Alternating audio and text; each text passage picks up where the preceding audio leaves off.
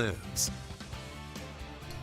Welcome back. Every Thursday, we kick Scott Cook out of the newsroom for a few hours to try his hand at someone else's job. That's right. And this week, Scott's learning ample skills while trying to complete the inland fisheries fish inspection circuit. So here's today's Do My Job. The best part about going fishing is when you hook a really big catch, with many seasoned fishermen having their own special tricks. Get a bigger rod. With the bigger rods, we stand a bigger chance of getting a bigger fish.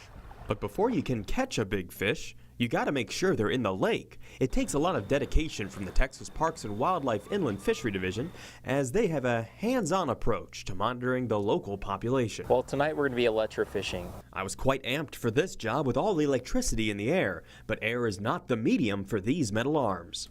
So this evening what we're going to be doing is shocking for about an hour at various random stations to get an idea about how our bass population's doing as well as their forage populations. We're going to be shocking along the shoreline primarily because bass and their forage tend to be what we call structure specialists, or they prefer to have some sort of habitat like vegetation, rocks, and the generator powers and creates electricity that are sent through these arms here that will eventually we will extend those out. After the initial shock of what dangers are involved, after seeing all the safety gear, they got no resistance from me.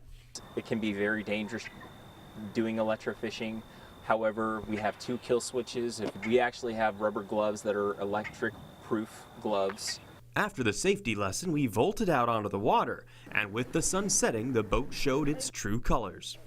The red cuts down on any insects. The green light is a little bit more clear for helping us identify more of the sunfish. Finally, it was time to let sparks fly. However, after conducting a few test runs,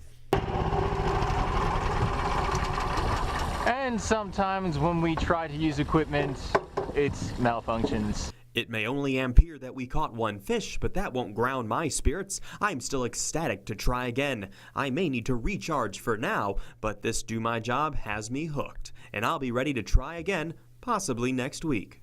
Doing your job across the big country, I'm meteorologist Scott Cook, KRBC News.